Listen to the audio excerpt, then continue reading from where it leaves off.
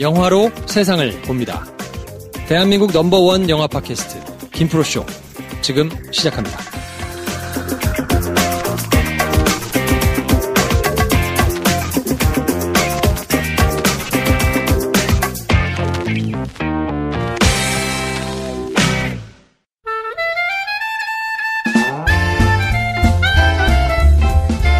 네, 오랜만에 모셨습니다. 프린스심 나오셨습니다. 어서 오세요. 네, 안녕하세요. 심용환입니다. 야, 정말 오랜만에 뵀어. 깜짝이야. 내가 야라고 하는 줄 알고 이렇게 쳐다보셨네. 프린스심 안 나오시냐? 네. 이제 우리 문 닫으면 프린스심 그러면 다른 데서만 봐야 되냐? 네. 찾아주신 분들이 많은데 그럴 리가 있겠습니까? 네. 아니, 그러니까 정확히 말씀드리는 거지만 제가 안 나오지 않았고요. 네. 부르는 시간에 나왔고, 네. 예, 아무튼 내부적으로 이렇게 여러 변화를 모색하는 과정들이 많아서, 근데 저도 적극적으로 많이 도왔어야 되는데 그러지 못한 건 좀 많이 아쉽기도 하고 죄송하기도 한데, 여튼 제가 피하거나 도망가거나 그런 건 전혀 없고요. 저번 녹화 때 제가 차가 없어서 그날 좀 늦게 온 죄는 제가, 그거는 제가 항상 죄책감으로 마음속에 갖고 있고, 앞으로, 네. 하여튼 여기 너무 좋은 이제, 굳이 나이 따지면 제가 조금 형 한 살인데, 이제 또래들이기 때문에 좋은 친구들 만나서, 하여튼 인연이라는 것이 이제 붙었다 떨어졌다는 것이 있는데, 뜻대로 안 될 때가 있는 것도 있지만, 또 되돌아보면, 옛날에 만났던 그 친구들이 같이 일을 못해도, 또, 마음으로 연대하면서 서로 응원하기도 하고, 또 기회가 오면 또 같이 일도 하고, 혹은 이제 고민될 때 서로 응원도 하고 하는 거여서, 여기 좋은, 근데 좀 걱정은 되는. 많이 좋은데 걱정되고, 뭔가 도와주고 싶은데 도와줄 능력은 없고, 좀 답답합니다. 네. 후원 계좌 적혀 있는 거 아시죠? 정기 후원하면 틀까요, 오늘? 네. 자, 프린스심하고 그래서 마지막 얘기를 뭘로 할까 고민하다가 이번 주에 개봉한 영화, 물괴. 예, 배경이 되는 시대가 하필 또, 조선시대거든요. 그래서 그 얘기를 한번, 중종시대에 대해서 얘기를 쭉 해보면 좋지 않을까. 그리고 제가 듣기로는 조선사에 대한 또 책도 준비를 하고 계신 걸로 알고 있고. 그러니까 네. 그걸 이제 곧 나오는데 여기서 그렇게 홍보하려고 준비했는데 인생을 한 치 앞도 알 수 없어요. 네. 근데 요즘에 너무 많이 나오셔가지고. 그러니까요. 김재동 프로그램 나오시죠. 네. KBS 또 네. 역사 그날? 역사전날 그날. 역사전날 그날. 네. 네. 그래서 핫합니다. 여기 나온다고 막 게시판에다가 이렇게 막 맞아요. 반갑게 올려주신 분들이 많아가지고 흐뭇하게 보고 있습니다. 응원하면서. 뭐라고 답변해야지? 하여튼. 다 김프로쇼 덕이라고 주장해봅니다. 그건 그렇죠. 네, 그건 그렇고, 진짜 김프로쇼랑 함께 했던, 훨씬 오래 할 줄 알고, 또 훨씬 많은 일을 함께 할 줄 알았는데, 사실은, 저도 좀 갑작스럽게 환경이 변하니까 많이 아쉽고, 네. 여기저기 많이 나오는 거는 감사한데, 사실은 고민도 있어요. 왜냐면, 이게, 뭐라 해야 되나, 컨텐츠를 만들어내는 사람이, 컨텐츠를 쏟아내는 양이 많아지면, 그건 이제 불균형인데, 아무래도. 제가 보기엔 이미 불균형의 수치가 많이 오버가 됐다는 생각이 들고, 그리고 이제, 나가서 헛소리 하느냐 안 할 거기 때문에 그건 문제는 아닌데, 이제 그런 게 있는 거죠. 더 혼자 있고 싶고, 더 사색하고 싶고, 더 연구하고 싶고, 이런 게 욕망이 커요. 저 원래 이렇게 절대 활달한 성격이 아니고, 그러니까 진짜 아무도 안 믿지만, 몇몇만 아는 거지만 이렇게 되게 좀 조용하고 생각보다, 조용한데 혼자 있는 거 좋아하고, 안 나가고 이래요, 원래는. 그래서 되게 그런 걸 중요시 여기는 캐릭터여서 제가 어디 이렇게 탁 하면 와이프도 다 배려해주고 이러는 건데, 이게 이제 본의 아니게 이제 너무 많은 사람들 만나는 역할을 하니까 사실 그게 힘든 게 사실은 있어요. 그러니까 연기거든. 아주 냉정히 따지면 되게 이렇게. 저는 뭔지 알 것 같아요. 이렇게 친화력 있고, 사근사근, 이게 다 연기, 마음에 거짓말은 아니지만 사실은 노력하는 거지 원래 제 성격은 아니거든요. 에너지가 쓰이는 굉장히 있어요. 예. 그런데다 이제 팟캐스트 좀 해본 사람인데 갑자기 그런 라디오 아침에 나가서 하고 또 그거 이제 조금 적응하려고 하니까 무슨 방송국 갔는데 막 공영이죠. 옆에 교수님들 있죠. 거기 이제 박사님들 나왔는데 막 동갑이야. 그래서 이제 간신히 좀 자리 잡았는데 이것들이 이러면서 이제 저것들 어떻게 짓밟지 막 이러면서 심지어 아직 방송 안 아마 이게 먼저 나갈 텐데, 네. 조만간 방송에 나올 텐데, 거기 나온 박사님이 초등학교 동창이에요. 진짜요? 네, 그러니까 아마 방송에 나올지 안 나올지 모르겠는데, 그냥 얘기해 드릴게요. 김종학 박사라고, 동부아 역사재단에 있는 외교사 전공에서 서울대 나온 똑똑한 박사인데, 아니, 뭔가 인상이 어디서 본 것 같아. 그래서 생각하다 어렸을 적에 초등학교 5, 6학년 때, 어느 초등학교? 전동초등학교. 네, 전동 국민학교지. 국민학교. 네, 근데 이제 그때 되게 저는 진짜 가난한 집. 그러니까 동네 전동동에 되게 힘들던 지금 재개발됐는데 깡촌에서도 전월세 살던 애였거든요, 저는. 그러니까 되게 어떤 캐릭터인지 알겠죠. 그리고 성격도 그때는 지금보다 더 까칠하고 애매한 애여서 또 5, 6학년 때 좀 왕따 당하고 그랬었어요. 네, 그러니까 내 인생에 가장 힘들 때인데 그런 애들 있죠. 그런 동네에서 이제 마당 있는 집 살고. 네. 그리고 소세지 싸우고. 그렇죠. 그건 기본인 소세지 거고. 싸우고. 소세지 싸우고, 그리고 밥은 같이 못 먹고, 그리고 이제 이렇게 집에 가보면 나는 이제 막 셜록 홈즈 그런 거 추리소 한 2권 갖고 있고 하는데, 갔더니. 전집. 백과사전. 아니, 아가사 크리스티. 애거서 이러면 안 되거든. 아가사 크리스티. 그리고 이제 셜록 홈즈 루팡 전집을 수백 권이 쫙 꽂혀있고, 그걸 다 읽은 거야. 근데 또 애가 착해. 그래가지고, 너 원하면 가서 읽어봐. 이러고. 그리고 이제 걔네 집 우리 학교 올라가는 길에 있으니까 몇 번 만나면 얘가 참 그 착한 반장 있죠. 야, 영환아. 착하기까지 하고. 착해. 그래가지고, 야, 영환아, 너는, 애가 옷을 이렇게 잘 입어. 막 이러면서 막 맨날 격려해주고. 너무 짜증나는 거야. 진짜 짜증나겠다. 이해되죠. 나는 캐릭터. 가진 거 하나도 없고, 또 지금은 또 어떻게 하다가 친구들한테 찢겨가지고 막 왕따 당하고, 답답하고 막 이런 악다구니처럼 살고 있는데 얘는 이런. 그래서 희한하게, 그게 언제 얘기해요? 너무 옛날 30년 전 얘기인데, 안 잊혀진다, 그게. 진짜요? 그리고 그 애에 대한 기억은 나쁘지 않았었어요. 약간, 그래서 정말 신기하게도 몇 달 전에 혼자, 얘가 뭐하고 지낼까? 이런 궁금증이 있었는데, 녹화장에 딱 갔는데, 그날 당일 게스트로 온 박사야. 근데 뭔가 얘가 되게, 맨 처음에 이렇게 인사만 하고 있는데, 옆모습 고개를 돌렸는데, 옆모습이 너무, 얼굴이. 어디서 봤던 얼굴. 그래서 내가 대본을 다시 봤더니, 김종학 이름이 딱 있는 거야. 그래서, 그때부터 이제 내가 그 이름도 기억하고 있었거든. 혹시 그 사람인가? 몇 번을 봤는데 얘가 입술이나 눈매가 너무 똑같아. 근데 이제 낯설잖아. 서로. 그치. 안녕하세요. 얘는 전혀 모르고. 그래가지고 이제 하다가 이제 녹화 직전에 다 있는데 내가 혹시 어느 초등학교 나왔어요? 그러니까 학교 얘기하고 나이 몇 살 77이라는 거야. 야, 너 6학년 6반이었지? 그러니까 이러면서 그래서 만난 사례까지 있었어요. 야, 진짜 세상 좁네. 진짜. 얘기하다 별놈의 얘기를 다 했는데 재밌다. 재밌다. 근데 살면서 세상에 여태까지 이제 조금 그래도 알려주고 나니까 이제 누구다 하는 경우 봤는데 야, 이런 또 이게 만나는 건 신기하다. 진짜 신기하죠. 저거 얼마 전에 교회 가가지고 예배 드리는데 옆에서 누가 저한테 안녕 영화나 하는데 고등학교 동창이었어요. 진짜. 근데 이제 그래서 그것도 충격이었는데 이번엔 정말 충격 받았었어요. 그럼 이제 고정으로 계속 나오세요, 그분은? 고정은 아니시고. 아니죠. 고정은 큰일 나죠. 그렇지 않아도 류근 시인이 계속 바꿔야 되겠는데 계속 돌리고 때마침 녹화장에 최태선 선생님이 오신 거예요. 학교 선배고 친해요. 되게 좋으신 분이고 엄청 저를 격려해 주시는 분인데 이제 응원차 왔는데 류근 시인 옆에서 다시 바꿔야 되겠네 이러면서 모진 지금 신고시 하고 있습니다. 근데 여튼 이제 이런 얘기를 즐겁게 하면 좋은데 지금 조금 김프로쇼가 이렇게 갑자기 돼서 말하긴 조심스러운데 얘기하다 보니까 얘기는 한 거고요. 저희 이제 뭐 하시겠습니까? 게시판에 계신 것도 좋은데 네. KBS 게시판 물려가가지고 그렇죠. 한번 보여주세요 위력을. 네. 프린스 씨, 심령한 으아 막 너무 좋아요 막 이런. 그럼요. 하여튼 저는 제 자리에서 열심히 하고 이게 어떻게 될지 모르지만 미리 말씀드리는 거지만 너무 좋은 분들 만나서 앞으로 꼭 같이 협업할 수 있거나 또 같이 할 수 있는 건 제가 꼭 적극적으로 응대하고요. 최근에 제가 안 나온 게 아니에요. 오해하지 마세요. 알았죠? 정말 억울하고요. 네. 자, 그래서 오늘은 중종 시대에 대해서 얘기를 한번 해볼 텐데 물개를 보신 분들도 계시고 보실 분들도 계실 텐데 중종 캐릭터 내지는 중종 시대를 알아야 영화를 즐기실 수 있는 건 아니고요. 그냥 영화 자체는 괴물이 나와서 막 싸우는 얘기라 그렇죠. 전혀 아무 상관 없이 그냥 보실 수 있는데 그래도 중종 시대를 한번 찾아보는 거는 의미가 있으니까 알고 보면 더 재밌을 수 있겠죠. 그 왕이 자리가 그렇게 안전치 못한 채로 등장을 하거든요.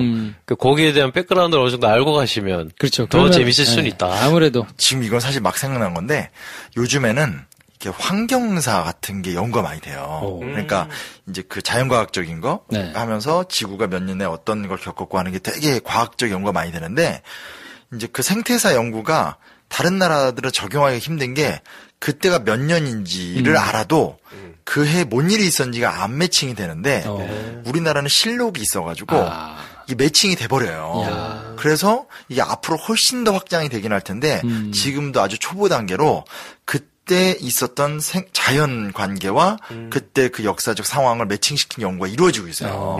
그래서 그 물괴? 예를 보면 뭐 어디다가 이제 실록에 짜투리를 이렇게 막 그렇죠. 펌핑해서 만든 걸로 알고 있는데 여튼 뭐냐면 최근에 그래서 예를 들면 이제 이런 거 있잖아요. 그러니까 조선시대 때는 막 천인 가문설에서 군주가 제대로 국가를 다스리지 못하면 뭐 아주 막 비가 많이 오거나 가뭄이 온다 이런 얘기 하는 건데 진짜로 중종시대 때 좀 이따 더 자세히 말씀드리겠지만 살인파하고 훈구파 간에 천문 해석을 두고 엄청 싸워요. 근데 그게 데이터로 따져보니까 실제로 그때 그랬던 거예요. 그래서 거기서 천문 해석에서 사실은 조광조 일파가 져요.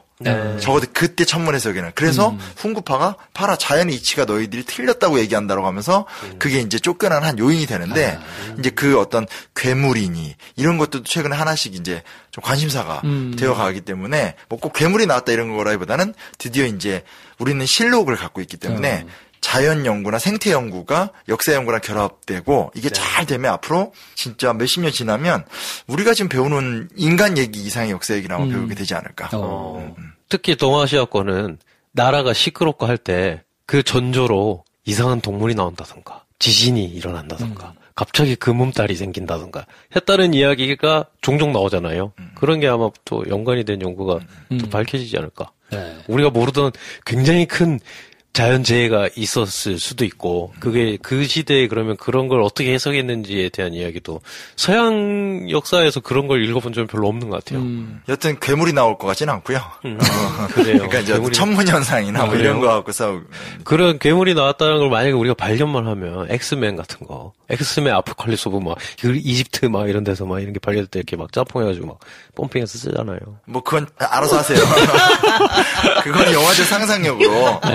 영화적 상상력인 거고. 그래요. 자, 그래서 중종에 대해서 제가 간략하게 프로필을 정리해왔습니다. 중종 프로필. 중종 프로필. 야, 이것도 신선하다. 1488년, 88년생이에요. 88년생이고, 4월 16일 날 태어나셨네요. 네네. 1544년 11월 29일 날 돌아가셨고, 네. 재위기간이 1506년부터 1544년까지 한 38년 동안 중종 조선 11대 왕이었는데, 본인 의사와 상관없이 이제 반정 세력의 정치적인 의도로 왕이 돼가지고 약간 주도권은 못 잡았던 것 같고 전반에는 그래서 나라를 만든 이제 공신 세력들한테 휘둘리고 뭐 후반기에는 외척 세력들한테 휘둘려가지고 딱히 존재감 없는 그래서 그러다 보니까 요 중종을 다룬 무슨 영화라든지 드라마라든지 이런 거 잘 없고 이번 영화에서도 보시면 박기순이 막 그렇게 그냥 역할이 잘 안 나와. 박기순 배우가 중종 역할을 맡았는데 명배우고 유명한 배우인데 맞아. 특별 출연한 건가 싶을 정도의 분량. 예. 딱히 존재감 없고 카리스마 있는데 용포도 어색하고 좀 그러니까 박기순 배우가 용포가 약간 어색하고 어색하고 무사로 나오면 되게 어울릴 것 같은데 맞아. 이런 느낌이 꺼다 놓은 보리자루 같고 약간 그런 느낌이 있거든요. 네. 그래서 중종이 이 중종 시대에 전임자가 연산군이고 후임자가 인종이잖아요. 명종. 네. 그래서 이제 이 중종 시대 중간에 짧게 죽었죠. 조정 분위기가 어떤가 이런 거를 좀 알려면 이 시대적 배경을 조금 설명해 주시면 이해하기 좀 편할 것 같아요. 이게 사실은 제 생각에 뭐 영화를 만드는 사람은 아니니까 그렇지만 이게 미발굴지지만 실제로는 금광이에요. 그러니까 중종 시대를 여태까지 적극적으로 해석을 안 해서 그렇지. 중종이라는 인물의 캐릭터도 되게 독특하고 요걸 잘 만들면 사실은 되게 재밌는 영화도 되고 그만큼 새로운 상상력도 되죠. 적어봐. 이거 빨리 줘. 배 감독 빨리 적어줘. 적으라고 지금. 어차피 뭐 녹음된 거 다운받은 데니까. 네. 저번에 만날 땐 되게 어려워하더니 다시 토크쇼 그때 만났던 걸 바뀌었네. 그러니까 뭐 광해군이나 이렇게 인상적인 영화가 벌써 됐잖아요. 실제로 중종도 되게 인상적이에요. 그러니까 우리가 생각하는 것처럼 처음부터 끝까지 이리저리 휘둘리고 무능했다고 얘기하기에는 결론적으로 봤었을 때 되게 희한한 캐릭터예요. 이 사람이 처음에도 맞아요. 아까 얘기한 것처럼 내가 연산군이었고 연산군의 폭정 속에서 자칭 3대장이라고 불리우는 박원종, 뭐 성희안 이런 사람들 중심으로 요즘 말로 이제 쿠데타죠. 반정이 일어났고 반정군이 중종한테 이제 찾아오니까 죽는 줄 알았죠, 본인은. 네, 본인은 죽는 줄 알았는데 이제 와서 왕이 되어 달라고 하니까 사실은 뭐 어쩔 수 없이 왕이 됐던 거기 때문에 권력은 취약할 수밖에 없었어요. 그리고 권력이 취약할 수밖에 없었던 것만이 문제가 아니라 그 중종의 와이프도 연산군이 신임하던 신하의 딸인가 그래요. 그래서 왕이 된 다음에 쉽게 말하면 역적을 토벌했는데 역적을 토벌했고 적폐청산을 해야 되는데 중전마마가 적폐의 딸이면 모양새가 안 좋으니까 강제 이혼을 당해요. 예, 그랬으니 중종은 정말 힘이 없는 왕일 수밖에 없었죠, 초기에.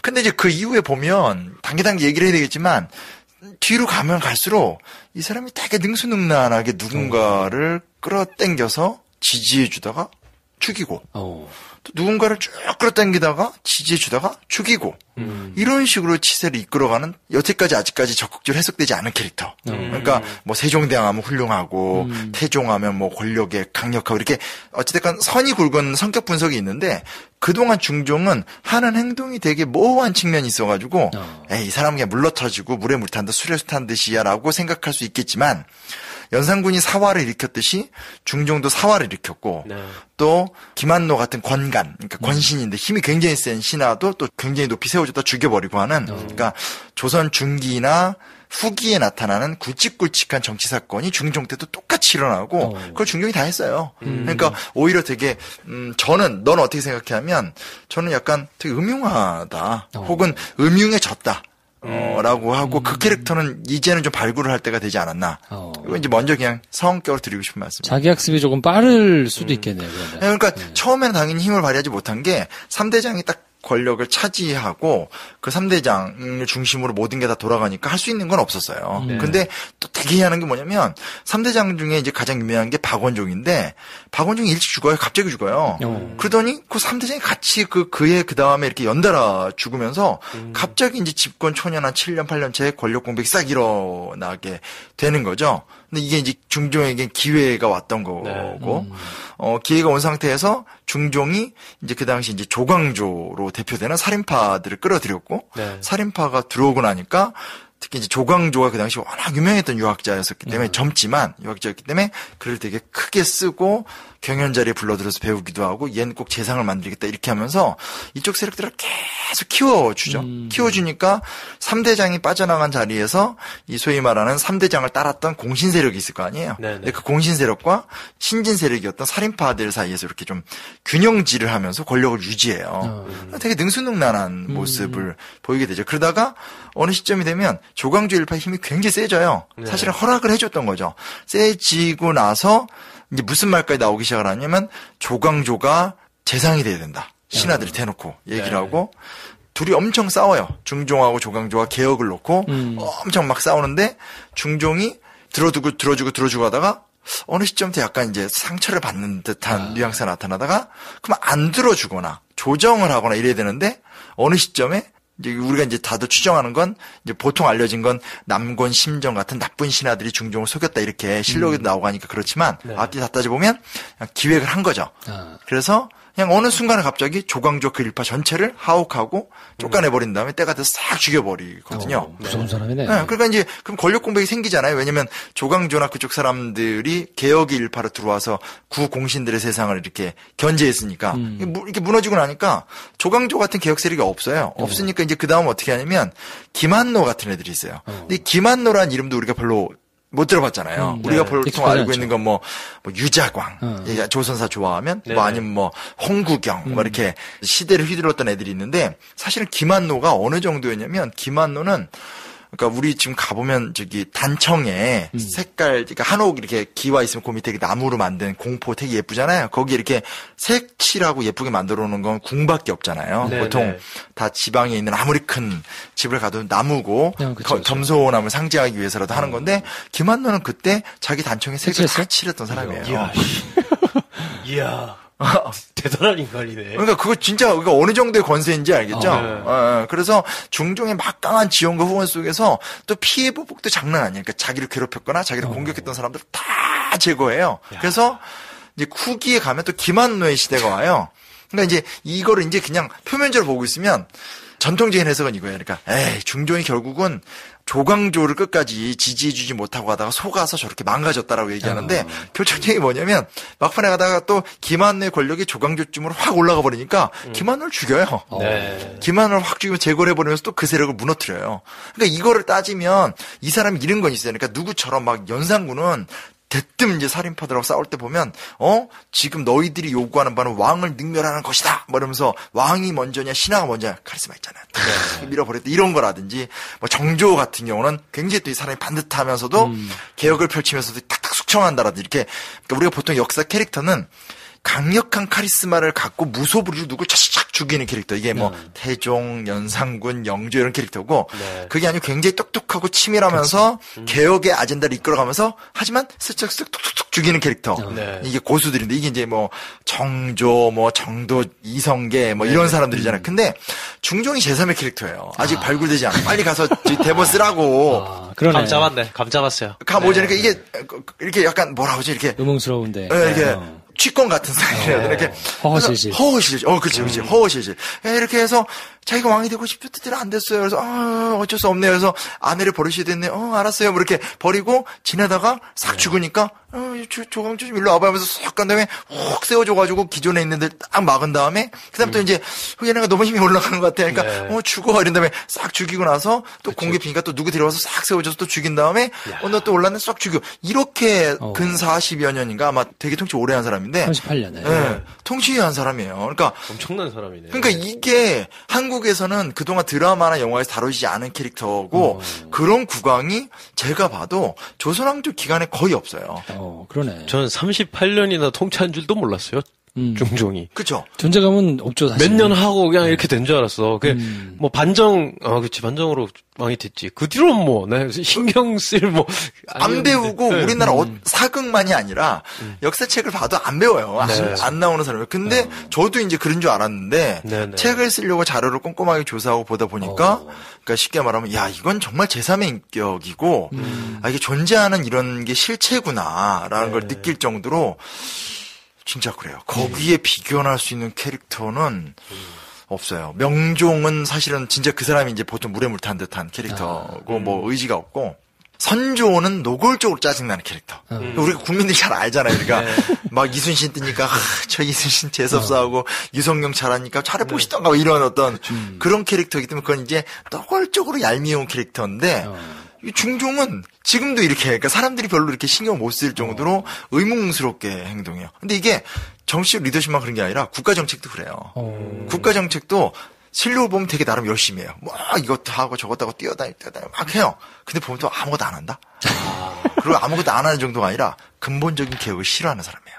진짜요? 이게 문제야. 그러니까 정종이 선하냐 악하냐는 저는 이렇게 생각해요. 역사적 인물을 두고 그 사람을 옳으냐 그르냐를 따진다는 건 내 개인적 사적 감정의 문제가 아니고 역사적 역할을 제대로 했느냐 안 했느냐거든요. 그러니까 예를 들면 임진왜란 때 이순신 장군은 그냥 어디로 봐도 훌륭한 사람인데 원균 갖고 말이 많잖아요. 근데 특히 원균에 대한 부정적 인식은 난중일기에 나오거든요. 왜냐면 난중일기에 나오는 욕의 80%가 원균 욕이거든. 그냥이 아니라 오늘 술 먹고 해괴한 소리를 했다, 해괴망측하다 이런 게 계속 나와요. 근데 이제 중요한 건 원균이 좋으냐 나쁘냐를 난 따질 때는 원균의 인격이 어떻느냐가 중요한 게 아니라 역사적 사명, 장군으로서 나라를 지켜야 되는데 아무것도 못했잖아. 그러니까 나쁜 거지. 이렇게 저는 보는 것이 정확한 기준이라고 생각해요. 명성황후를 볼 때 그가 사치스러웠다, 이렇게 뮤지컬과 다르다. 이게 중요한 게 아니라 명성황후가 그 시대의 개화나 근대화의 어떤 책임 속에서 뭘 했느냐. 못했거든. 그러니까 이 사람 나쁜 사람인 거죠. 이런 게 이제 역사적 인물 평가인 건데 돌아오면 중종이 딱 그래요. 연산군의 문제가 뭐냐면 우리가 연산군 하니까 맨날 이상한 짓만 생각하고 사실 연산군은 특집으로 다뤄도 되거든요. 얘가 우리가 상상하는 모든 것보다 더 많은 짓을 한다. 진짜 요즘에 조선사랑 블랙리스트 2개 제가 이제 갇혀서 1년을 보내고 있는데 야 진짜 나쁜 놈은 뭘 해도 상상 초월이구나. 무슨 후궁 머리를 끌고 다니고 뭐 내시를 잘라주기 이거는 연상군이 했던 거 중에 정말 소프트한. 근데 이제 결정적인 게 뭐냐면 그런 잔혹한 짓이 중요한 게 아니라 얘가 지가 이렇게 그 먹고살이죠. 잘하고 싶으니까 무슨 짓을 하기 시작을 하냐면 예비곡을 손대기 시작해요. 그러니까 예를 들면 제가 이제 군대 갔었을 때 되게 신기했던 게 이제 저는 탄약보급병이었거든요. 하도 얘기를 많이 하고 다니니까 제가 군대 때 무슨 보직한지 이제 전 국민이 다 알게 생겼는데 그러니까 그 군인 아시죠? 2911 특기번호 그래서 이렇게 그 총알 탄도리. 그렇죠. 탄도리. 좀 오랜만에 들었던 말이다. 왜냐면 우리 탄도리들이 그 가운데 있고 저희는 그 철책을 하는 경계병이었거든. 나는. 그치. 탄약창 경계병이었어 저는. 탄약창에 있었어요? 네. 11탄약창. 11탄약창? 네. 난 6탄약창 다녔는데. 그렇구나. 자, 군대 얘기 여기까지 하고. 아는 사이였네. 쟤네들이 지키면 문 열어주면 우리가 갖고 왔거든. 그렇지. 이렇게 서로 별로 친하진 않았어. 친하진 않아요. 그냥 이렇게 마지못해 만나는 사이인데. 문 얘기하다 갑자기 얘기를 하지. 탄약보급병이었는데. 그때 들었던 인상적인 얘기가 그러더라고요. 거기 간부가 전쟁이 나면 3일간 싸울 수 있는 모든 분량의 뭐 식량, 무기, 총알을 갖고 있는 전방에 창고가 있다. 뭐 이런 얘기를 하시더라고요. 그래서 이제 보급을 담당하니까 되게 인상적이었거든요. 그리고 아까 뭐 11탄약창 이런 얘기했지만 설명이 안 되는 게 군대 가보면 알지만 그 탄약창의 규모가 엄청 커요. 산이야, 산. 상상을 초월해요. 저도 한번 가봤었어요. 가봤어요? 네. 해변 경계 초소 근무하는 사단에. 군대 얘기도 안 나온다. 2달 동안 파견을 갔었거든요. 네, 파견을 보내줘. 니네 맨날 훈련병들에 있으면 실제 군대 실정을 모른다. 갔다 와야 뭐 얘기도 해주고 하지. 그게 한번 그거였구나. 진짜 넓더라고. 그 탄약 창고. 그냥 이렇게 그냥 산이라고 하면 사람들이 동산 하나 생각하는데 그게 아니라 이제 정말 여러 개의 산들 사이에 계곡에 이게 있잖아요. 그러니까 이게 건물이 그냥 창고처럼 있는 게 아니고 땅속에 묻혀 있는데 산에 이렇게 무덤처럼 크게 있어요. 엄청 크게. 엄청난 대벙커들이 크게 있어요. 수백 개가 있어요. 그래서 항상 그걸 보면 진짜 야 우리나라가 전쟁 국가, 휴전 국가라는 게 느껴질 정도로 힘이 느껴지는데 내가 본 건 기껏해야 사단 탄약 창고였는데 그래. 차원이 아닐 거 아니야. 에이, 그런 거 아니야. 그걸 갖고 지금 이거 끝나고 저기 옆에 앉아 우리가 다 설명해 줄게. 이거는 그때 막 사진 찍으면 막 V자국 사진 찍고 이런 거 보여주는 거 아니야? 그거 얘기하는 게 아니지. 엄청 커요. 상상을 초월하는. 근데 궁금하다. 자꾸 지금 근데 그 얘기를 가면 안 돼요. 궁금하다. 그 얘기 좀 더 해주세요. 근데 하여튼 그것처럼 조선시대 때 똑같이 예비곡이라는 게 있어요. 그러니까 전쟁의 유사시를 대비하기 위해서 딱 이렇게 미곡을 모아두고 그게 이제 뭐 광흥창, 가흥창, 군자창 이런 거예요. 그 지하철역 이름 그대로 나오는 거거든요. 그러니까 뭐냐면 그 예비곡들은 당연히 국가 비상식량이잖아요. 그걸 빼돌리기 시작하는 거예요. 이 새끼. 야, 진짜. 바로 욕 나온다. 빼돌릴 걸 빼돌려야지, 이 새끼. 별걸 다 건드렸구나, 진짜. 해도. 그러니까 이게 뜯어먹는 양이 상상을 초월하는 사람이에요. 그리고 더 나쁜 게 뭐냐면 이거예요. 조선에 지주들이 부자들이잖아. 그럼 세금을 거둘 땐 조세가 중요하죠. 토지에서 세금을 거둬야 되는데 연상군이 가만히 보니까 이게 지주들한테 뜯어내면 양반들의 반발이 너무 심한 거예요. 무슨 수를 쓰냐? 옛날 학교 다닐 때 곡물이라는 걸 보셨죠. 곡물, 공납. 그러니까 그 지역의 특산물. 근데 이 특산물은 시험 풀 때 꼭 외워야 되는 게 뭐냐면 토지수를 기준으로 얘기하는 게 아니라 가옥수. 그 집의 가족 구성원 수를 내는 거예요. 그러니까 조세라는 거는 그 사람이 갖고 있는 토지를 기준으로 쌀을 갖고 오는 거고 곡물이라는 건 그냥 그 지역에 살면 그 지역의 특산물을 그 가족 구성원 수에 곱하기 몇 해서 내는 거예요. 그러니까 성주 지방이면 참외, 뭐 어디 지역이면 뭐 상주면 곶감 이런 식으로 뭐 경기면 경기 어물전에서 뭐 물고기 뭐 몇 마리 뭐 이렇게 내는 거예요.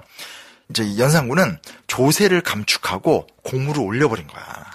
이게 연산군이 했던 가장 나쁜. 그리고 이거를 나중에 율곡이가 신유공안이라고 하는데 그걸 엄청 비판했어요. 그러니까 느낌 오죠. 그러니까 이게 개혁을 하려면 당연히 기득권과 싸워 이겨야 되는 거고 왕이 그냥 조세 시스템을 확 올려서 어차피 걔네들은 잘 사니까 올려서 거기서 세금 뜯어내면 백성들 안정되게 사는 건데 어차피 연산군의 목적은 그게 아니라 어떻게 돈을 많이 뜯어내서 본인이 놀자 하잖아요. 그러니까 연산군이 골치 아픈 양반들 상대하기 싫으니까 백성들한테 뜯어낼 수 있는 거 올리는데 경기도 같은 경우는 한 해에 경기도 전체에서 한 2,500마리 정도의 생산을 올려야 되는데 7,500마리를 올리라고 하는 거예요. 근데 이게 뭐냐? 양반들 입장에서 자기한테 피해받는 게 아닌 거야. 그렇지. 언제나 역사라는 게 똑같은 게 뭐냐면 자기가 피해를 안 당하면 그렇게 태도가 안 나타나잖아요. 그래서 그거를 양반들이 모른 척 해줘요. 그게 이제 나중에 굉장히 공격을 많이 받는 건데, 그러니까 이제 일종의 연산군만 나쁜 짓을 한 게 아니라 연산군 시대 때 연산군하고 같이 한 걔네들이 나쁜 짓을 같이 한 거죠. 지금으로 치면 법인세 낮추고 부가세 올려가지고 담배값 올리고 이런 거 아니에요? 소주값 올리고. 그렇죠. 바로 그게 되는 거죠. 그렇게 해버리면 이게 국민들의 고통은 심해지지만 그 국민들 같은 경우는 저항의 수단이 없는 거고 눈앞에서 같이 입법 행위를 하는 뭐 이런 거 있잖아요. 저도 강남에 사는데 바꿔야 된다 이렇게 얘기하는 우리나라의 엘리트들이 대부분 다 강남에 살고 이러잖아요. 그러니까 그게 이제 매칭이 안 되는 거잖아요. 그러니까 똑같은 현상인 거예요. 그럼 그 문제가 되게 심각했거든요. 근데 중종 반정을 일으켰던 사람들은 다 누구냐면 연산군이 총애하던 애들이에요. 그러니까 연산군의 총애를 받으면서도 이건 너무했거든. 그래서 쿠데타를 일으킨 애들인 거예요. 그러니까 당연히 연산군과 몇몇을 정리할 뿐이고 연산군 때 누가 봐도 욕먹는 짓은 안 하지만 구조적인 문제에 대해서는 건드릴 생각이 없는 사람들이에요. 굳이. 아니 그때 누렸던 거 얼마나 좋은데 아니 박원종 같은 애는 연산군이 데리고 살던 가장 핵심적인 예쁜 기녀들 다 박원종 집에 가 있었어요.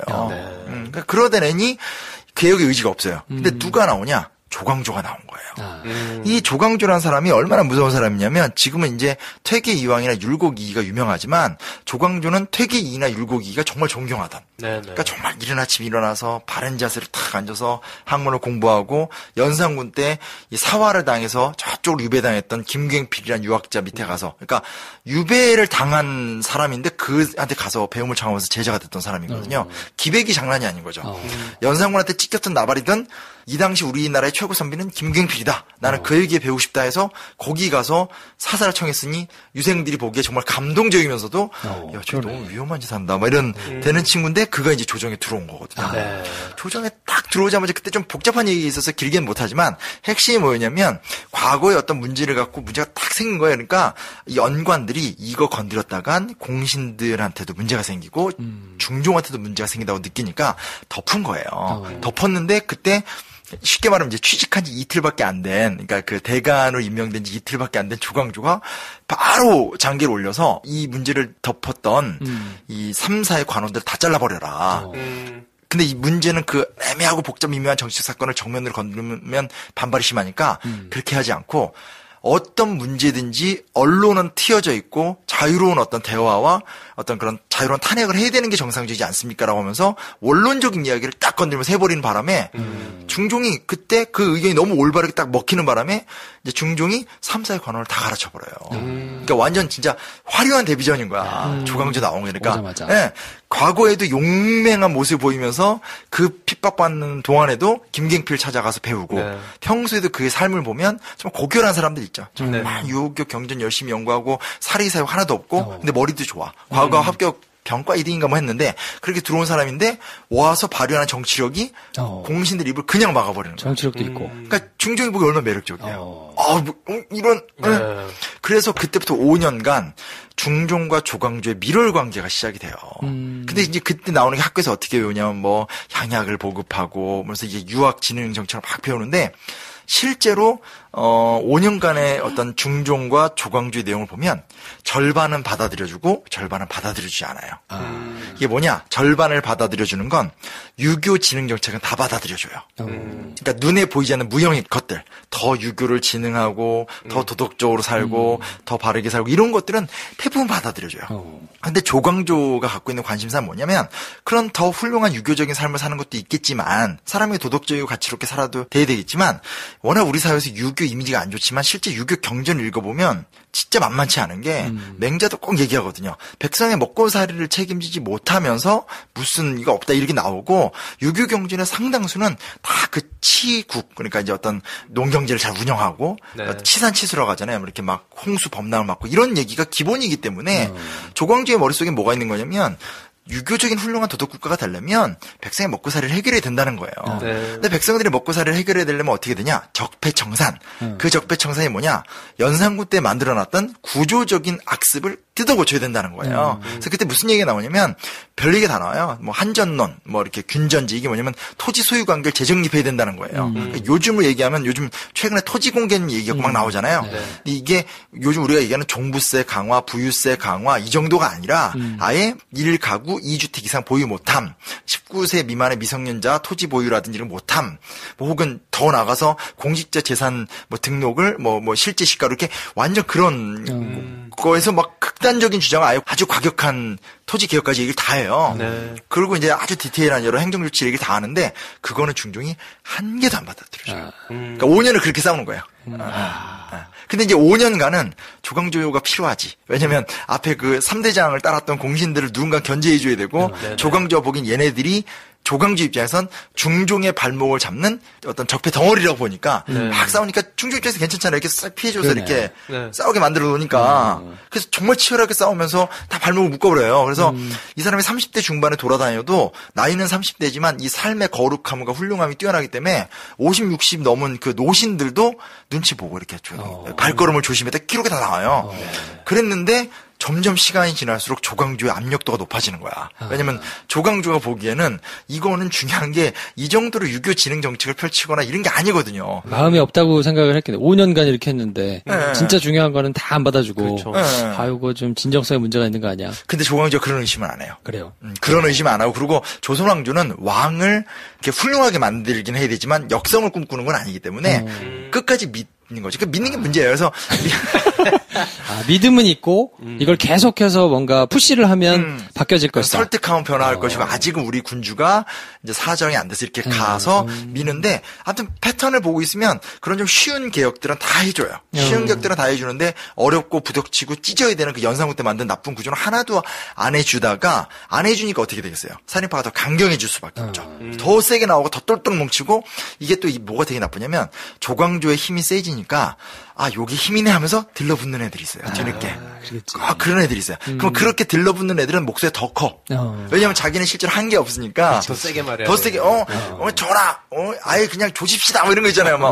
그냥 공산주의를 갑시다. 뭐 이렇게. 그래서 개혁을 외치지만 오히려 그 문제의 본질을 흐려버리는 사람들이 막 생기면서 그 집단 힘이 점점 세지면서 아직은 젊지만 조광조를 우리 영의정으로 만들고 합시다. 이렇게 되니까 어느 시점부터 이 칠록을 보고 있으면 중종이 요즘 말로 하면 빠찍 이런 순간이 생겨요. 불편하구나. 불편한 순간이 생겨요. 불편한 순간이 생기면서 되게 이렇게 막 저항을 하다가 갑자기 조광조의 말을 들어주고 희한한 상황인데 몇 개 생기면서 모양새가 중종을 조광조가 이기는 것처럼 모양새가 만들어지는 거예요. 근데 아마 그거는 명분 쌓기 같아. 그렇죠. 그리고 이건 추정이죠. 명분 쌓기 같기도 하고 또 반대편에선 이러면서 점점 조광조를 버려가는 마음으로 가는 것 같아요. 근데 하여튼 명분 쌓기인데요. 그러고 나서 이제 밀어내버리면서 조광조만 밀어낸 건 문제가 안 되는데 밀어내면서 그 이후부터 이제 연산군 때 만들어진 구조적 적폐가 하나도 해결이 안 되는 거예요. 왜냐면 그 다음에 나왔던 김한노 이런 애들은 다 권신들이니까 얘네들 입장에서는 어차피 왕만 잘 이렇게 딸랑딸랑 해가지고 권력만 차지하게 되는 거니까 해결이 전혀 안 되죠. 그 유명한 얘기가 뭐 나뭇잎에다가 뭐 꼴로 뭐 이렇게 써가지고 뭐 그것 때문에 유배가고 그랬던 거죠. 네네. 그건 완전 야사예요. 야사고 그건 사실 상식적으로 말이 안 되는 게 그렇잖아요. 이렇게 나뭇잎에다가 주초위양이라고 써두면 애벌레가 그것만 따라 파먹을 리가 없잖아요. 다 먹지. 오 맛있어 다 먹지. 그 글자 따라가서 파먹는 건 말이 안 되는 거고 이제 어찌됐건 이제 그런 건 야사적인 이야기인 건데 여튼 그 인물이 조광조인 거예요. 조씨가 조광조. 조씨가 왕이 되려고 한다라는 건데 사실은 조광조가 버림받은 이유는 결국은 연산군 때 만들어 놓은 사회 경제적 위기를 해결할 거냐 안 할 거냐 위기인데 그걸 안 해주는 거예요. 그걸로 싸우다가. 그리고 그 다음에 들어가면 그 명종 때가 돼버리면 이제 그때부터는 명종 본인이 무능하고 그때부터 막 문정왕원이 누구 나와서 막 이렇게 구중궁궐의 암투 같은 게 쭉 진행되고 하니까 문제가 점점 심해져서 중종 때 간신히 1년에 한 27만 석 정도 세금 걷거든요. 그 쌀로. 근데 그 전에 막 세종 때 이러면 훨씬 높아요. 그러다가 이제 명종 때 되면 뭐 24만 석 이하로 떨어지게 되고 그래서 뭐 명종 말기로 가면 아예 월급을 못 줘요. 관료들한테 아예 월급을 못 줘요. 그냥. 중종 때도 월급 많이 못 줬었거든요. 그러면 월급 못 주면 어떻게 해요? 관료들은 더 이제 조직적으로 부정부패를 하면서 이제 부정부패 커넥션이 구조화가 돼버리는 거예요.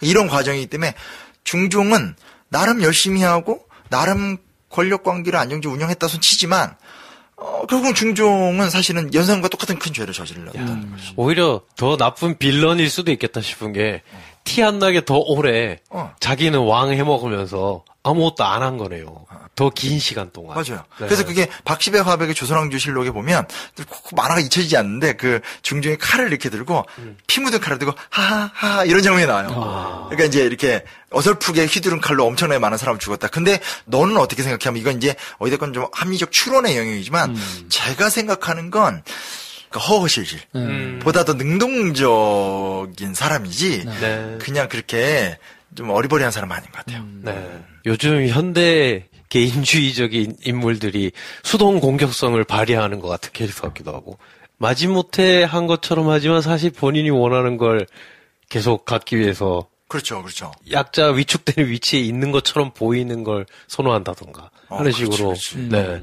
그래서 그 긴 시간 동안을 왕을 할 수 있었던 거 아닌가? 맞아요. 네. 그러니까 이 캐릭터가 나는 예를 들면 지금 우리 사회가 아직 해독을 못하고 있는 게 정치인들 입장에서는 뭐 예를 들어서 이런 거 있잖아요. 그러니까 뭐 요즘 젊은 애들이 뭐 용기가 없다, 가치관이 붕괴다 이런 말하면 이제 반발이 심하니까 그런 일 절대 안 하잖아요. 그러면서 이제 뭐 구조의 문제고 막 이러는데 일본 같은 데 보면 이제 뭐 가난한 나라의 행복한 젊은이들 모르고 이 복잡한 사회 속에서 반지성주의 그러니까 이제 스스로가 뭐 히키코모리가 된다라든지 발전한 사회복지 제도를 역으로 악용해서 거기서 이제 아주 얄팍한 삶을 산다든지 뭐 그런 거 있잖아요. 개인주의란 이름 속에 있는 이기주의라든지 그쵸. 이렇게 전 사회적인 변화가 필요한데도 결국은 누구는 다 쌓아놓고 그 사람들은 그냥 개고생하고 나 조금 변화시켜놓으면 그 녹은 다 누리는 이런 거. 근데 그런 현대에서 우리가 앞으로 점점 겪게 될 현대사회의 문제에서도 중종의 캐릭터를 보고 있으면 되게 좀 똑같진 않지만 수상한 바가 있네요. 있어요. 그래서 중종을 파헤치면 전 되게 좋은 영화적 상상력도 괜찮을 것 같아요.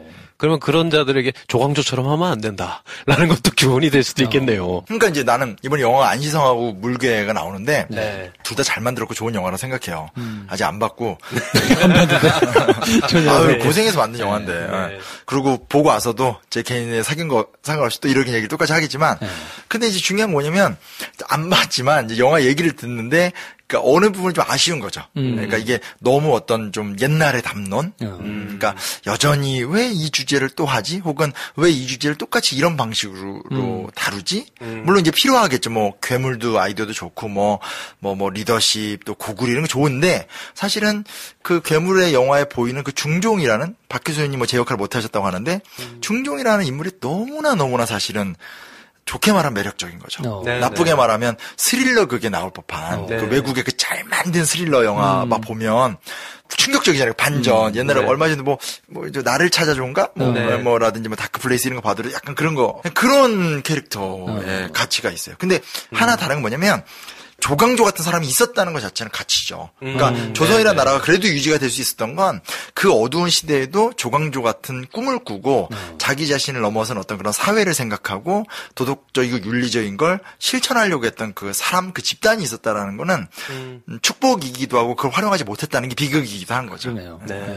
그래서 진짜 조광조도 그거 충분히 저는 영화로도 될 수 있다고 생각해요. 왜냐면 영화가 여태까지 나온 적도 없었고 여태까지 조광조는 항상 그죠. 배야, 저는 배야를 믿습니다 하고 뭐 그러시면 아니되옵니다 이러는데 실제로는 조광조도 굉장한 정치력을 발휘하고 초기에는 그런 정치력을 발휘하지만 나중에 가면 중종이라는 근데 그 당시에 조광조 입장에서는 이게 딜레마인 게 유교적인 도덕 명분을 갖고 있는 사람 입장에서는 반정을 일으킬 수는 없고 중종이 연상호 같이 나쁜 놈은 아니잖아요. 그러니까 설득하는 거 말고 방법이 없는 건데 그러니까 요즘을 하면 이런 거죠. 우리가 아무리 열심히 해도 민주공화국이라는 체제 속에서는 투표 말고는 할 게 없는데 투표를 해서 밀어 나누면 제대로 안 바뀌잖아요. 솔직하게 말하면 그거에 대한 답답함들이 지금 많이 있고 일정 부분에서 최근에 문재인 정부에 대한 어떤 일부 진보 진영의 불만도 그런 데서 이어지는 것 같은데 미국도 똑같거든요. 미국에 그 링컨 나오기 전에는 다 노예문제 해결하라고 북부에서 대통령 뽑아주면 다 오케이 한 다음에 대통령이 된다면 못하는 거예요.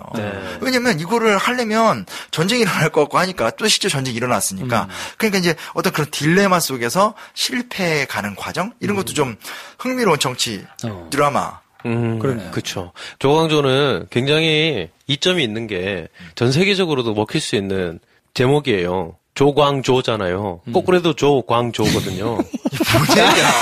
서구권에서도 그렇잖아. 우리 성과 이름 준현배 하듯이. 조광조. 거꾸로도 똑같단 말이야, 이름이. 그게 왜 먹히는 거야?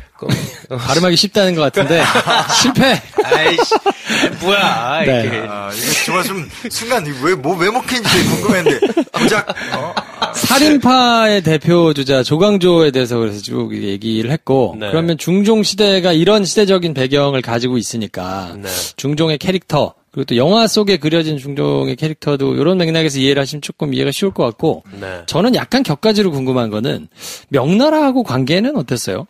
중종 할 때는? 왜냐하면 얘기를 뭐 찾아보니까, 이 연산군이 어쨌든 나가고 네. 자리를 차지했는데 그거를 또 승인을 받아야 되는 상황이니까 네. 그거에 있어서는 뭐 명나라에서 태클 걸고 이랬던 거는 없었나요? 별 문제 없었어요.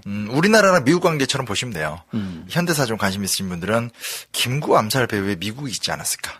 이승만 쫓겨나는 데 있어서 미국의 사전 승인이 있지 않았을까. 박정희 암살에 카터의 지원이 있지 않았을까. 뭐 이런 얘기 많이 한단 말이에요. 네. 공식적으로 확인되는 증거는 아무것도 없어요. 근데 저는 개인적으로 물론 어떤 자료가 나와서 입장을 바꿀 수밖에 없는 상황이 되면 바꾸겠지만 저는 기본적으로 한국 대한민국 역사에 독재든 민주화든 거기에 미국 개입설, 미국 음모론은 거의 신경을 안 써요. 왜 신경을 안 쓰냐면 그러기에는 참 반듯한 미국의 동맹국이에요. 우리나라가. 왜냐면 독재자들도 반공이라는 선을 안 넘거든요. 왜냐하면 미국의 동맹국으로서 미국의 하위 단위로 존재하는 게 대한민국이잖아요. 그러니까 어떻게 대한민국이 반공이란 틀을 벗어서 뭘 하겠어요? 그러니까 자유민주주의를 형식적으로라도 껍데기를 만들어 두거든요. 네. 그게 없으면 미국의 동맹국가가 아니니까. 네. 그리고 반대편에서 어떤 독재 정권과 싸우는 민주화 투쟁가들도 미국이 원하는 자유민주주의 범위를 안 넘어요. 왜 안 넘어냐면 넘는 순간 뭐가 돼요? 빨갱이가 되니까. 빨갱이 되면 처단을 당하잖아요. 그래서 대한민국 역사를 보면 독재자가 됐든 아니면 독재자와 싸웠던 민주화 투쟁가가 됐든 싸움의 범위는 미국이 보기엔 좋은 거예요. 왜냐면 미국이 가장 도덕적으로 올바르게 생각해서 가장 좋은 나라는 발달한 자유민주주의 국가인 거고 미국이 진짜 마음에 안 들지만 감내할 수 있는 최저선이 열심히 있는 반공 국가거든요. 그런데 우리나라 대한민국 역사를 보면 누가 집권했던 누가 권력을 잡았던 반공 국가하고 자유민주주의정 사이로 왔다 갔다 했을 뿐이지 그걸 넘은 게 없잖아요. 그래서 제가 그 구조로에 대한 것들이 있기 때문에 어떤 적극적으로 미국 음모론을 제기한 학자들도 있는데 현재까지는 별로 물론 증거도 없고 근데 땡기는데 똑같은 거예요. 조선도 마찬가지. 조선과 명 입장에서 조선을 정벌할 이유도 없고 정벌할 능력도 없고 그 당시 명나라 힘들었거든요. 반대편으로 조선도 명나라 쳐들어갈 이유도 없고 쳐들어갈 능력도 없고 단지 그 당시 외교 질서가 상국과 하국 뭐 이런 식으로 해서 조공 뭐 이렇게 하는 거니까 뭐 남의 뭐 그냥 언제나 우리에게 충성을 바치고 일본이나 북방민족하고 안 친하게 지내고 때때면 이렇게 바치고 하는데 야 거기 왕 그지 같더라. 그래, 잘 바꿨어. 뭐 이렇게 하면서 이렇게 해주는 거니까 실제로 명과 조선의 관계는 뭐. 근데 그게 500년 내내 그래요. 그게 뭐 이렇게 병자호란 때 잠깐 빼놓고는 우리는 중국하고는 뭐 계속 그렇게 지내왔어요. 그래서 별 스토리가 생각보다 없는 거예요. 찾아보니까 중종이 돌아가시고 난 다음에 경기도 고양시에 있었대요. 무덤이 정릉이라고. 1562년까지 있다가 여기가 별로 안 좋다네. 침수 나고 이러면 물에 잠기고 자꾸 그래가지고 지금은 삼성동 선릉 네, 거기 이제 성종이 선릉에 묻혀 있는데 거기로 이전해가지고 지금 그렇군요. 삼성동에 묻혀 계신데요. 네, 뭐 그렇다고 있더라고요.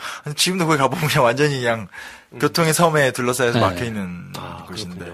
그래서 배경이 된 영화 이 중종이 나온 영화는 생각보다 많이 없어요. 2개. 영화 있긴 있어요? 이게 있는데 이게 뭐 주인공으로 한 게 아니고.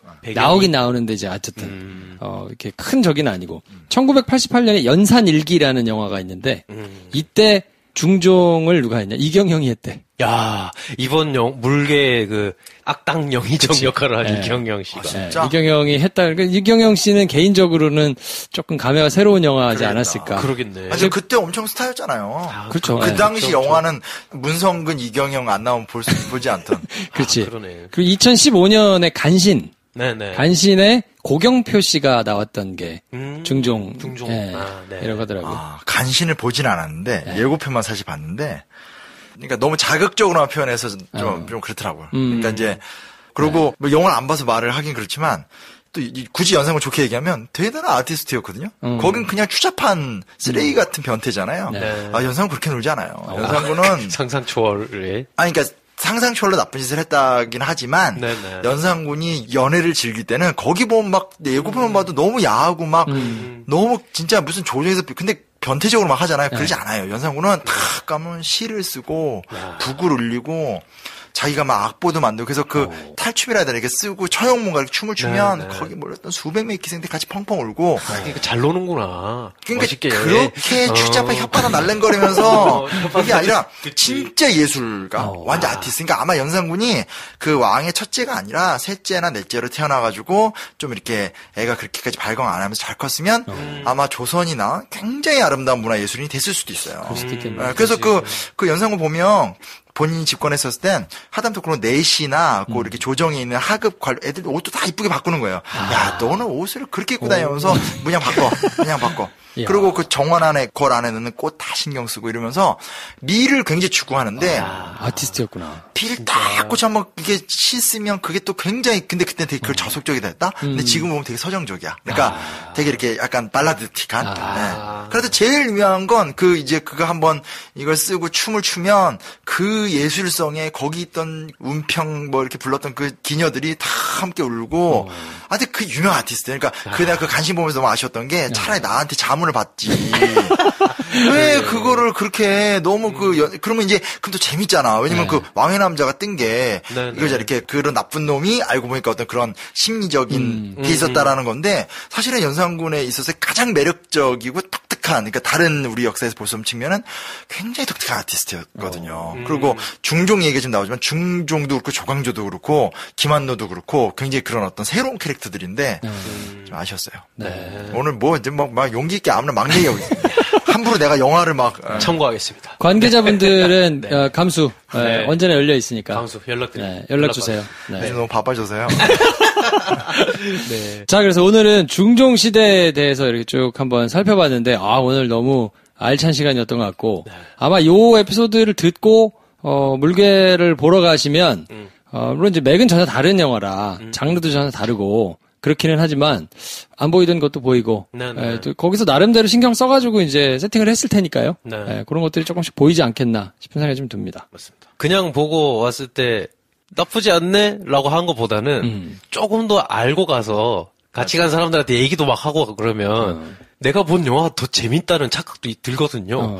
그리고 사실 우리나라 역사기도 하니까 그걸 빌미로 한 번씩 찾아보는 시간을 가져보는 것도 좋을 것 같다. 라는 생각이 드네요. 오늘 조선시대 중종 관련된 얘기를 쭉 풀어주셨는데 요런 얘기들이 한 보따리 굉장히 많이 있거든요. 조만간 조선사를 또 쭉 책으로 집필하시니까 단박이 조선사 네네. 준비하고 계시거든요. 또 나오면 많이 열광해 주시고 프린스 심은 일주일 2번씩 그쵸. 역공 책공 거기서 또 만나실 수 있으니까 또 워낙 이제 활발하게 활동을 막 시작하셔서 응원도 많이 해주시고 몰려가서 댓글도 좀 달아주시고 좀 응원을 해주시면 좋을 것 같고요. 이제 방송국 게시판으로 우리 영역을 확장해야 할 때가 됐다. 그렇죠. 아낌없이 가서 난리 법석을 떨어주시기를 부탁드리고 자 우리 프린스 심 모시고 근 한 1년 좀 안 되게 같이 이렇게 방송을 계속 했었는데 이제 프린스 심과 같이 방송한 시즌2 에피소드로 마지막이니까 청취자분들께 또 한 말씀 부탁드리겠습니다. 어찌됐건 좀 많이 아쉽고요, 저도. 제 삶의 과정에서 올해 이제 뜻하지 않은 좋은 일들이 막 생기는데 하필 또 김프로쇼가 약간 좀 이렇게 가는 게 있어서 좀 속상하기도 하고 미안한데 또 내 입장에서 지금 당장 어떻게 도와줄 수도 있는 것도 없고 막 이래가지고 많이 마음이 아픈데 여튼 정기 후원을 진지한 얘기하고 있을 때 꼭 때가 좋은 인연이 돼서 함께 뭔가 좋은 이야기를 새롭게 시작할 수 있을 때 꼭 그때 김프로가 부르면 꼭 제가 같이 하는 거 이 약속 지키도록 하겠고요. 방송인 10용안으로 대성하도록 하겠습니다. 하여튼 아낌없는 응원과 후원을 보내주시고 저희가 시즌2를 종료하긴 하는데 뭐 이걸로 완전히 또 그런 건 아니지 않습니까? 저희가 또 영화 준비 작업도 열심히 하고 또 하여튼 그러다 보면 또 다른 기회에 심 작가님하고 또 같이 열심히 또 뭔가 재밌는 걸 할 수 있으니까. 그럼요. 하여튼 행보를 좀 주시하면서 지켜봐 주시면 좋겠고요. 오늘 방송은 이 정도에서 정리하고 심 작가님이 그때 지방 일정이 있으시기는 한데 시간이 되면 29일 단관에도 같이 참여를 하실 거니까 단관 많이 오세요. 단관 많이 오시죠. 빈자리가 너무 많아요 지금. 오십시오. 네. 아쉬워하시는 분들이 많아가지고 저희가 일부러 380석짜리를 했는데. 그러니까요. 비면 안 됩니다, 여러분. 엄청 큰 거 했네. 엄청 네. 커요, 지금. 그러니까요. 대차게 했는데, 네. 왜냐면 모든 분들이 너무 많이 아쉬워하신다고 그러니까. 후원을 못해서 닿나요? 너무 안타까 오세요, 제발. 제가 진짜 진지하게 했거든요. 오셨는데 자리가 없으면 안 되잖아. 그렇지. 라고 얘기했는데, 웬걸? 380석이면 저기, 시사회석 이런 데 아니야? 진짜 서울장에서 제일 큰 거 아니에요. 네. 하여튼, 많이 오세요. 저희 시간 되는 멤버들 전부 와가지고, 네. 마지막으로 굿바이 인사할 거니까. 우리가 그 관을 예약을 했다는 것이 실수가 아니라는 걸 여러분들이 증명할 수밖에 없습니다. 그렇죠. 우리가 증명할 수가 없고, 여러분들이 증명하셔야 돼요. 굉장히 마음이 조급하구나. 느꼈죠요? 네. 저희와 좋으셨다면, 네. 행복한 시간을 보내셨다면, 마지막까지. 네. 하여튼 와주세요. 많이 와주시면 좋겠습니다. 그렇습니다. 자, 그러면 저희는 이 정도에서 인사드리고, 다음번에 어디서 어떻게 만날지 모르겠습니다만, 다음 기회에 또 같이 인사드릴 거를 기대하면서 마무리하도록 하겠습니다. 다음 시간에 뵙겠습니다. 네, 감사합니다. 다음에 뵙겠습니다. 안녕히 계십시오.